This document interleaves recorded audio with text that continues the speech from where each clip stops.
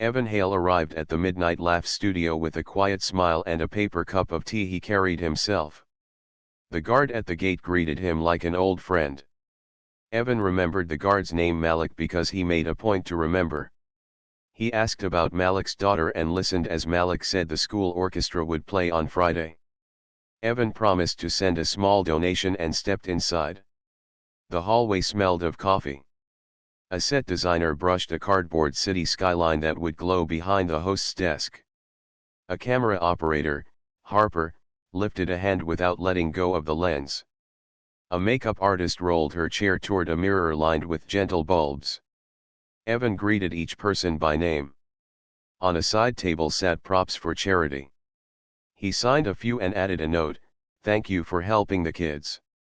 The charity was the reason he had agreed to come on the show, a short segment about the film and a second one for the hospital fundraiser that would build a reading room and add therapy dogs. His publicist, Mara, met him with a tablet in a canvas sleeve. She reviewed the plan as they walked to the green room. "Short chat about the film," she said. "Then the fundraiser. No pranks?" They promised. Evan nodded. He liked the host, Miles Corbett, who was known for fast jokes that were sharp but not cruel. "It will be fine," Evan said, not as a hope but as a goal. A producer named Lena waited outside the green room with a headset and a quick smile. "So good to have you," she said. "One tiny note: we've got a little spice in the middle to keep it lively." Mara raised an eyebrow. "What kind of spice?" "Just a fun look back," Lena said. "Fans love throwbacks." "We're good with surprise fun," Mara replied, "not surprise pain." We agreed, film and hospital. "Absolutely," Lena said. "You'll be fine." Inside the green room the walls were a restful blue. On the table were almonds, apples, and water bottles with their labels turned away. Evan sat and let makeup dust his forehead. He reviewed the numbers he had memorized, the hospital's bed count, the cost of books, the simple web link the audience could remember. A production assistant peeked in. "Rehearsal in 10, he said. "Just camera marks." On stage the set felt warm even without the audience. Tape marked where Evan would wave, sit, and stand for the final appeal. He practiced the walk once so the crew could see the timing. The band tuned low, friendly notes. A monitor behind the desk flashed his film's poster. Then a second clip blinked and vanished. It was a grainy photo from years ago, tied to a rumor that had never helped anyone. The air pricked like a needle. Evan looked at Lena. "Please, not that one," he said, steady and calm. "That was just a test," Lena said. "We're still deciding." "Don't worry." Mara stepped closer. "We do worry," she said, pleasant but firm. "It isn't on the list." "Understood," Lena said. "I'll double check." Back in the green room, Evan walked in place to keep his legs loose.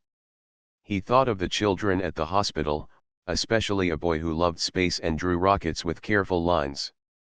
The boy had told him, "When the room feels hard, I imagine quiet stars." Evan carried that line like a smooth stone. There was a soft knock. A junior staffer looked in, eyes wide. "Can I get you anything?" she asked. "Thank you," Evan said. "I'm okay." She nodded and closed the door. Mara said, "They all want to do well. We will hold the line, and we will be kind." Evan's phone buzzed with a photo from his sister, their mother's garden glowing with tomatoes and basil. The text read, "Be yourself." "That's enough." He sent back a heart and put the phone away. They were called to a brief pre-interview. Another producer asked gentle questions. Evan talked about the stunt team's safety practice and the fundraiser's goals. The producer scribbled notes that might turn into cue cards later. When he returned to the stage for microphone checks, he found a card resting on his guest chair. Cue cards were usually in the host's hands, not on the guest's seat. The first line was fine about the film. The second was good about the hospital. The third line made his breath pause. It mentioned the old rumor in plain words, followed by a bright punchline someone hoped would pop on camera. He covered the card with his hand and slid it into his jacket pocket. He did not crumple it or tear it. He simply chose not to leave it out. The band played a cheerful run. Mara leaned in. "What is it?" "A question we did not agree to," he whispered. "Do you want to leave?" "Not yet," he said. "We will speak plainly first." The audience began to file in. On the monitor their faces were bright and expectant. People took selfies. The floor manager gave the band a thumbs up.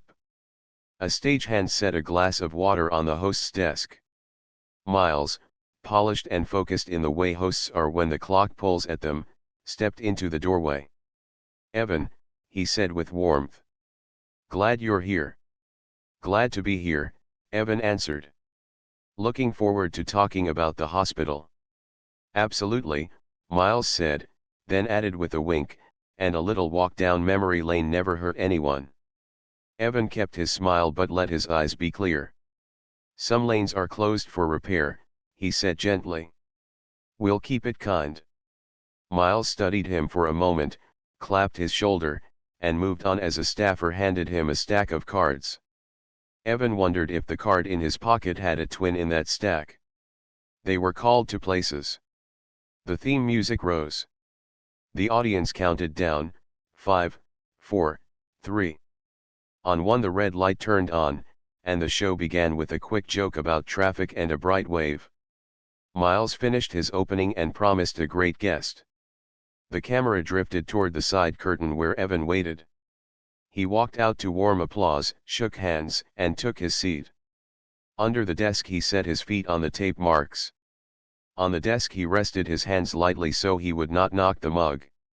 Miles asked about the film's biggest scene. Evan told a simple, fun story about a wire pull that went wrong in rehearsal and right on the day. He gave credit to the stunt team and to the person who held the safety line most of all. The audience laughed at the right spots. The poster flashed behind them. Everything felt steady. Then the screen flickered. For a breath, the grainy photo from rehearsal appeared and vanished, like a fish breaking water and slipping away. Evan kept his eyes on Miles. He had learned not to chase shadows on screens. Miles lifted the top card and glanced down. Evan could not see the words, but he could feel the next beat arrive, like a door opening to a hallway he did not want to walk. The lights hummed. The audience waited. The band held a soft, patient chord. Evan chose stillness. A card in his pocket did not belong in this conversation. If the question came, he would use plain words. He thought of the boy and the quiet stars, of nurses who wanted soft colors because mornings could be loud enough already. He pressed his tongue to the roof of his mouth, a small trick he used before big stunts. He leaned in a little and smiled as if the next words would be about hope. He was ready to draw a line without raising his voice. He was ready to keep the promise he had made to the kids, to the crew, and to himself, respect first, even on live TV. The red light on the main camera glowed like a tiny sunrise. Miles smiled at the audience, tossed a quick joke about traffic, and the room answered with warm laughter. Evan kept his shoulders easy and his hands light on the desk. He knew this rhythm. He had learned it over years. The host leads, the guest paints small pictures, the audience enjoys the ride. He took one slow breath as the band played a soft riff that felt like a welcome mat. Miles began with safe ground. "Your new film has a rooftop chase. How many steps did you run?" Evan smiled. "Enough to earn my dinner. But we planned every foot. Safety first, then speed." He told a careful, friendly story about a wire that refused to cooperate in rehearsal. He made it playful, not technical, and he made sure to praise the stunt team. He mentioned the coordinator by name and the person who watched the anchor line, the one everyone forgets until a crisis comes. The audience laughed at the right moment and clapped at the end. The camera moved in and out like a tide. The poster of the film flashed on the big screen. Then, for a short blink, another image flickered, a grainy photo from years ago, there and gone. It was like seeing lightning far away. The room's energy shifted by a small degree, like a chair leg catching on a rug. Evan kept his eyes on Miles. He did not chase the screen. He did not speak first. He gave the moment a second to pass, and when it did not fully pass, he met it with calm. Miles lifted the next card from his stack. He glanced down and then up. His smile stayed bright, but his eyes sharpened. "Evan," he said, "you've had a lot of adventures, on and off set. There was that moment, a while back." A quiet ripple ran through the seats. Some people leaned forward, others looked at their phones, ready to clip the next 30 seconds. The band's leader kept his hands loose above the keys. The control room light changed from green to yellow, the color they used when a segment might swing. Evan kept his voice gentle. "I'm here tonight to talk about the film and a hospital project," he said. "I hope we can give the kids the minutes they deserve."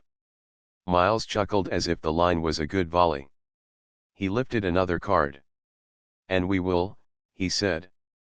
"But first, our audience loves a little truth. We have a fun game called Then and Now. Ready?" A graphic popped on the screen behind them, big letters, playful music, a cartoon clock wiping the frame.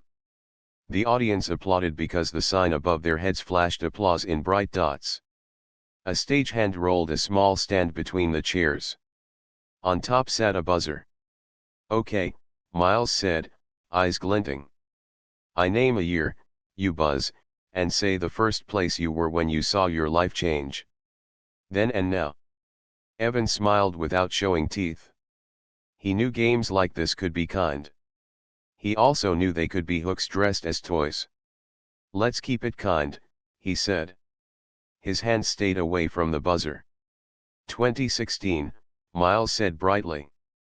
Evan reached for a safe answer. "On a set. Learning a new skill. It humbled me." 2019, Miles said, quicker. Evan paused, measured, and spoke of a charity visit that had shaped him. He shared a small picture of a reading circle in a hospital. Children passed a book around. A nurse made paper stars. The audience softened and murmured, and a few people clapped without the sign. 2021, Miles said, voice now aimed like an arrow. The screen flashed the grainy photo again, longer this time. It was still vague, but it carried weight for those who knew the old rumor. The graphics music faded under it, not over it, which made the image feel important, not silly. Evan looked at the lens, not the screen. He did not touch the buzzer. Miles leaned on his desk. "Where were you when you saw that headline?" he asked, sounding friendly and curious, as if the answer would be a funny story at a campfire. Evan folded his hands. "I was with family," he said, steady. "We made soup. We took a walk. We looked at the sky." Some in the audience laughed, not because it was a joke, but because they did not know how to place a soft answer on a loud show. Miles pressed his lips together. He glanced toward the control room window where a shape moved behind the glass. "We're just having a little fun," he said. "People like to know the person behind the star." "I understand," Evan said. "The person behind the star cares about a reading room for kids. That is why I came." A small beat passed. Miles lifted a different card from the middle of his stack, not the top. That small motion told a clear story to anyone who had done this dance. The control room had given him a new note. The card had a corner bent, a sign that someone else had touched it in a hurry. He smiled bigger now. "And we'll get to the kids," he said, "but just one quick one. Were you ever..." Evan's hand rose a few inches, palm open, fingers relaxed. He did not block. He did not scold. He made a simple sign to slow the tempo. "Miles," he said, voice calm and even. We agreed to keep that out. A hush, crisp and clean, fell over the front rows. You could hear the band leader breathe. A paper on the floor rustled. The applause sign did not light. No one told the audience what to do. Miles laughed lightly, but the laugh floated for a second without landing. We agreed to keep it respectful, he said, still smiling at the crowd. And we are respectful. Respect means honoring limits, Evan said gently. It helps everyone breathe. The camera cut to a wide shot. You could see the desk, the band, the curtain, the warm lights on the wooden floor. The buzzer sat between them like a small, sleeping animal. The host held his new card. Evan held his ground with a soft tone. Miles shifted back into the game. Okay, he said. Let's get back to then and now. 2024. Evan pressed the buzzer just once, making a small sound that let the room exhale.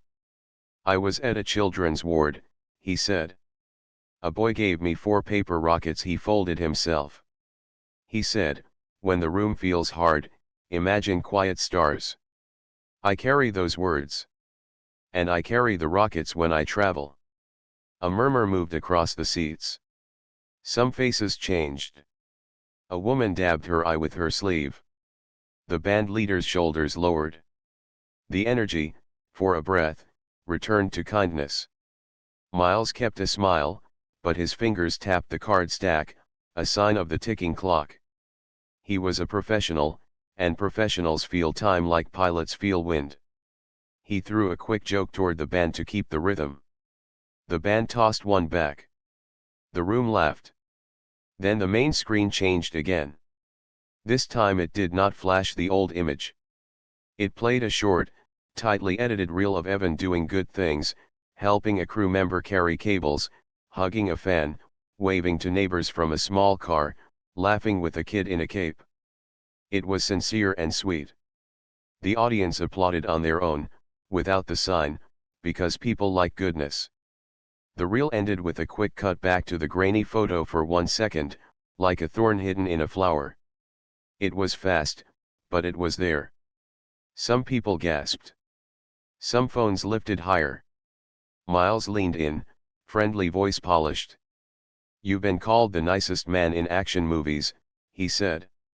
How do you stay so calm, when some people think you're hiding something? It was a sharpened version of the earlier question. It made the audience alert. It made the control room lean forward.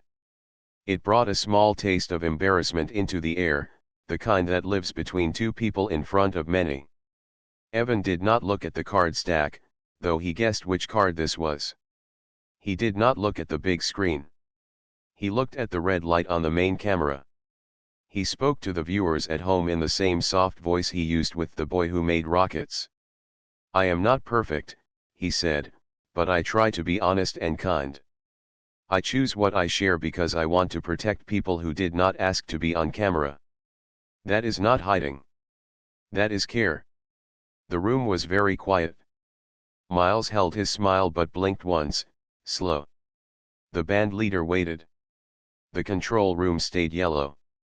Let's pivot, Miles said.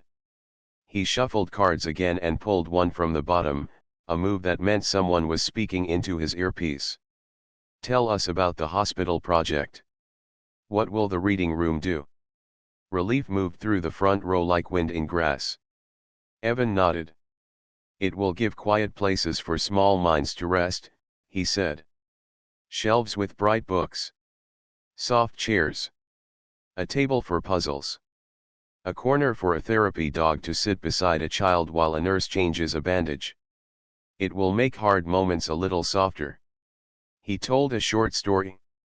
A nurse once said she could tell when a child had 30 seconds of calm before a hard step. In those 30 seconds, a book or a gentle song could help the body accept what came next. The audience leaned into the picture. It was simple. It was real. It felt like a door opening into air. The donation link appeared on the screen in big, easy letters. Evan spelled it slowly for the people at home, and he smiled when the band gave a tiny drum flourish at the end of the URL. A stagehand off to the side put a thumb up. The control room turned green. For a few minutes, everything was as promised. Then, as if remembering an assignment, Miles lifted his eyes and said, "Before we go to break, just to clear the air." He raised another card, the corner bent inward so tightly the paper had a white crease. There is a story that Evan did not raise his hand this time. He spoke, even softer. "Miles," he said, "we agreed." Miles' smile thinned.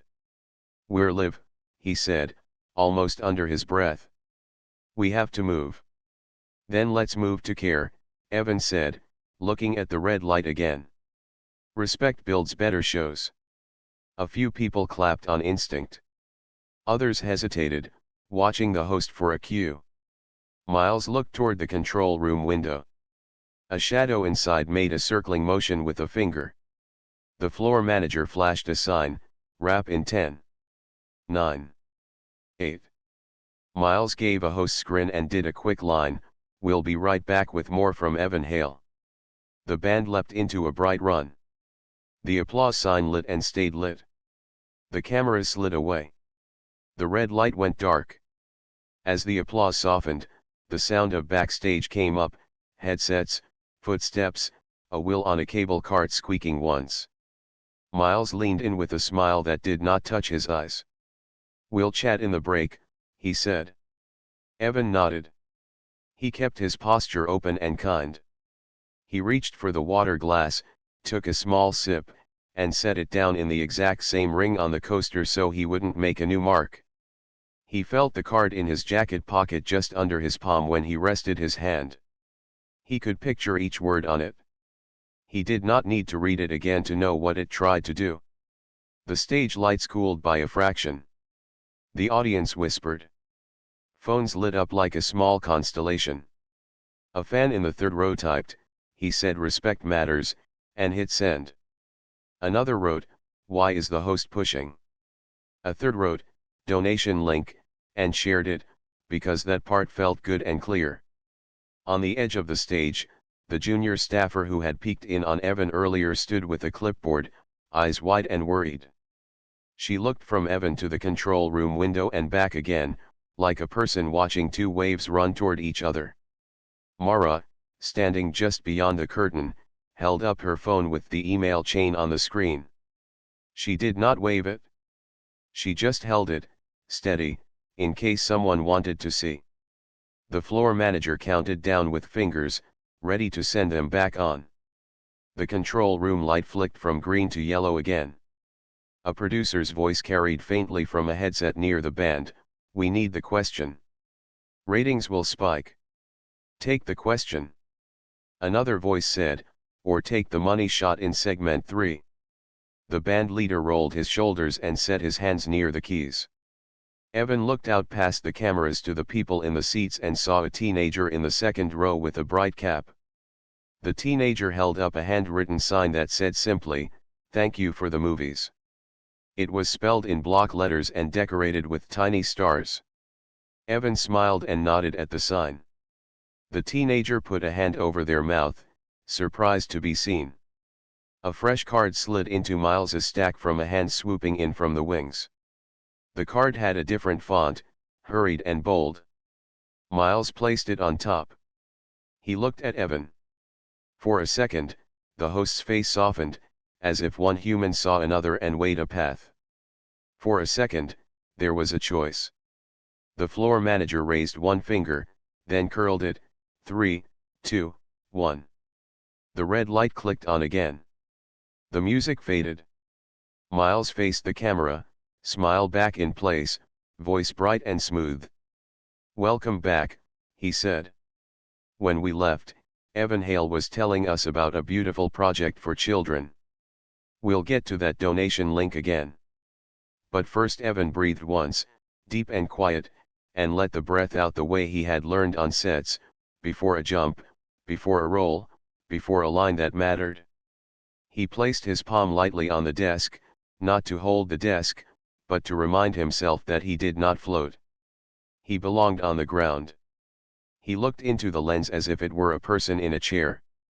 "Respect matters," he said, his voice even and kind, even on live TV.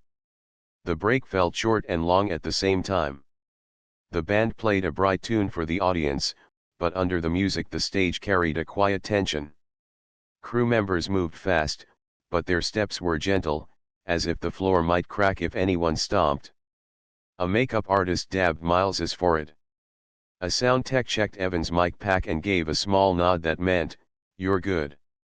Mara stepped in close to Evan with her tablet. She had the email chain open. The subject line read, "Tonight's topics confirmed." The times and names were clear. She scrolled with 2 fingers and stopped on the part where the producer had written, "No personal rumor content." Mara did not raise her voice. She simply held the screen so anyone could see. Lena arrived with her headset tilted to one ear. "We're trying to keep the energy up," she said, almost breathless. "The room needs a pop." "The room needs the plan," Mara replied. We all agreed to it. Evan stood an inch back from both of them. He was not a wall between them, and he was not a wedge. He was a person who listened first. He looked at the stack of cue cards in Miles's hand, then at the control room window, where shapes moved behind glass like shadows in a fish tank. The junior staffer, the one with the wide eyes and the clipboard, hovered near the curtain. She took a breath and spoke in a small voice. "I tried to remove the extra card," she said. "I put it in the shred bin. Someone printed more." Mara turned to her, gentle. "What is your name?" "June," she said. "I'm new." "You did the right thing, June," Evan said. His tone made the words feel like a warm coat. June's shoulders lowered by a small degree. Miles slipped out from behind the desk and joined them just off camera. He kept his smile, because hosts learn to carry one like a tool, but he let his eyes show the truth. "I'm getting notes in my ear," he said. "This is not how I usually run a conversation. I'm sorry." Evan nodded once. "I know your work," he said. "You are quick, not cruel." A stagehand waved from the wings and held up 5 fingers. 5 minutes left in the break. Crew members adjusted lights by tiny amounts that would look like magic to anyone at home. The band leader practiced a soft run, then fell still. "Look," Lena said, switching to a practical tone. "We have a segment board. It's been the same all day." She pointed to a whiteboard near the door. It listed the blocks in blue marker: A block monologue, B block guest chat, film, C block game, D block charity, E block close. Under C block, in green, someone had written, "Then and now add heat." The green ink was newer. It shone more. Mara looked at the board, then at her tablet, then at the board again. "Our plan shows charity before game," she said. "You moved it?" Lena hesitated, then said, "We swapped for pacing." "Or for pressure," Mara said, still calm. June's fingers tightened on her clipboard. She lifted a second paper, the printout of the original rundown that had been stapled that morning. It matched Mara's email. "Charity before game. No add heat note." "I keep old copies," June said, a little shy. "It helps me learn." Evan smiled at her. "That is a good habit," he said. "Thank you." He took the paper, looked at the times, and handed it back. His memory held numbers easily. He did not need to keep the sheet to know what it said. A woman in a neat blazer stepped in from stage left. She wore a badge that said, simply, "Standards." Her name was Priya, and she had the steady air of someone who puts out small fires before they start large ones. "I heard my title," she said quietly. "May I help?" Mara showed the emails. Priya read with care, not speed. She asked 2 questions that were clear and kind: was this agreement final, and did anyone send a new confirmation? Mara answered both. "Yes, final." No, no change. Priya nodded. Then keep to the plan, she said to Lena. It protects everyone. Behind the glass, a figure waved both hands in a circle. Another card slid onto a tray and moved toward the stage, as if words could be rolled in like a dessert. The floor manager started counting down with fingers again, then paused when Priya lifted one hand. Lena's headset crackled. She pressed it to her ear. We have to take the question, she said softly, like someone repeating a line she did not want to say. You have to take care, Priya returned, not unkind. You can make great television without breaking a promise. Miles looked from Priya to Evangelist. We can pivot to the hospital, he said. We can do the right thing and still have a show. Evan let out a slow breath. He thought of the boy with the paper rockets.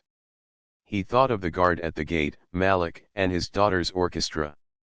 He thought of the junior staffer who had tried to do right even when it felt small. He thought of his mother's garden photo and the simple message, be yourself. The red light on one of the side cameras blinked, then went dark again. A camera operator, Harper, came near, rolling the rig with care. We can frame the reading room props if you want them on the desk, she said to Evangelist. It will look nice. We have props? Evan asked, surprised but pleased. June shook her head. They're in the hallway cart, she said. I can grab them. Please, Evan said. June hurried off. The band leader told his group, soft under, then bring it down, and they nodded like one person. Mara leaned in. You have a choice, she said. We can end this if they cross the line again. You can walk without anger. We will support that. Evan turned the cue card in his pocket between his fingers. The paper was smooth, but the corners made small sharp points in his palm. He did not need to keep it to prove anything. He could simply speak. He looked at Miles. If you push the rumor, I will step away, he said, clear and gentle. Not to punish. To keep respect. I will give the charity message from the hallway camera if I must. Miles gave a small nod that looked like a bow. Understood, he said. June came back with a small stack of bright items, a picture book with colorful animals, a soft toy dog with a red vest, a simple wooden puzzle with large pieces. She placed them neatly on the corner of the desk. She looked proud and a little scared at the same time. Perfect, Harper said, adjusting a lens. We'll give them their own close-up. Priya glanced toward the audience. There is someone here from the hospital, she said. Seat J12. They checked in as Dr. Sana. I think they plan to surprise you during the charity segment. Evan turned, surprised. In J12 sat a woman in a plain blazer with a gentle smile. She raised a hand when she saw them looking. She had a visitor's badge that read S. Farouk. She made a heart shape with her hands, small and quick. The gesture was for the kids, not for the show. Mara's eyes softened. This helps, she said. Miles exhaled.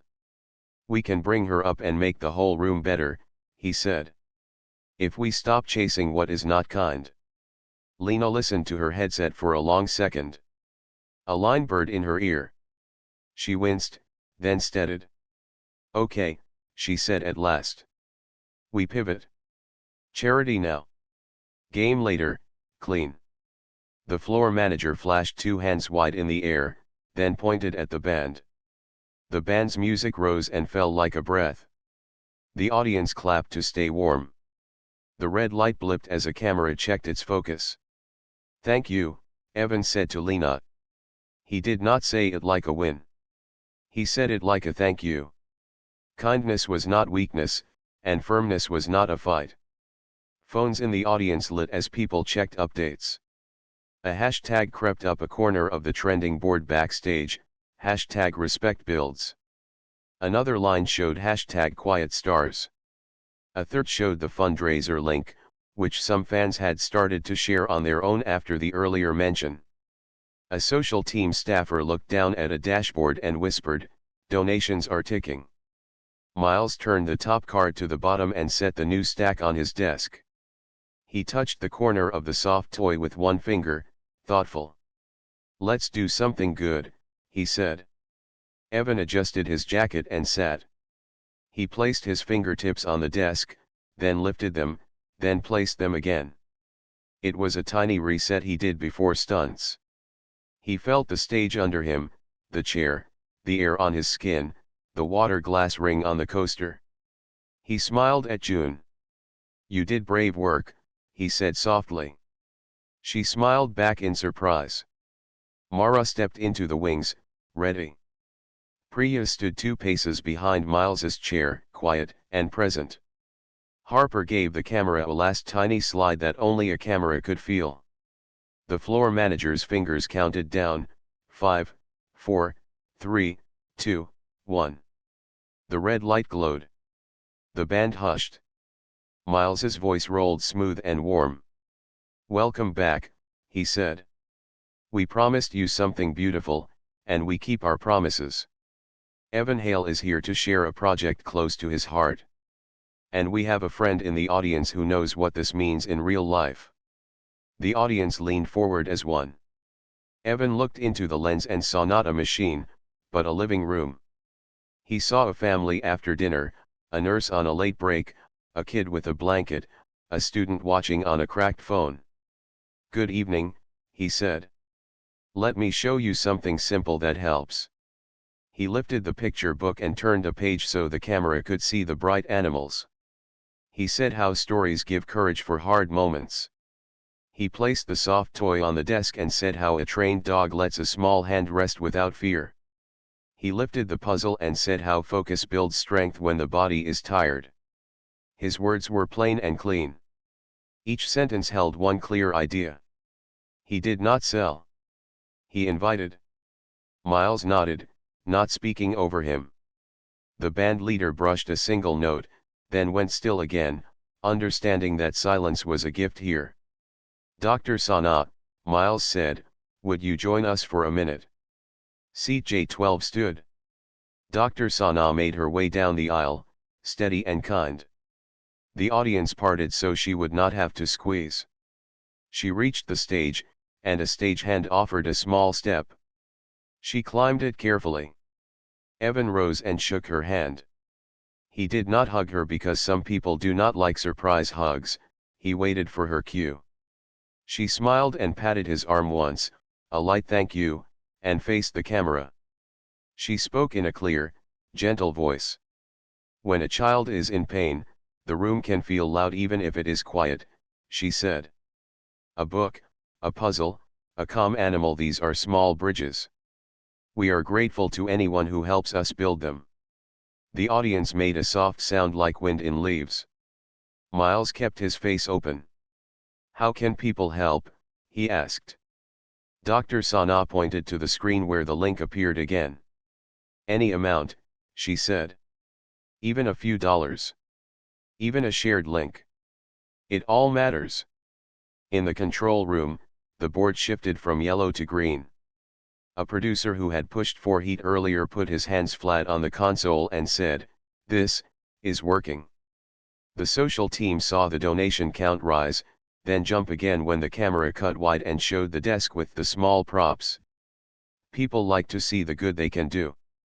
Evan looked at the red light and said, "Thank you for your time. Kindness grows when we give it room." Miles smiled and added, "We'll post the link again after the show." They moved toward the break. The band played a soft rise. The applause sign lit, but the crowd clapped before it did. Hands met hands because people felt like clapping, not because a bulb told them to. As the cameras pulled away, Evan sat back down. He felt lighter,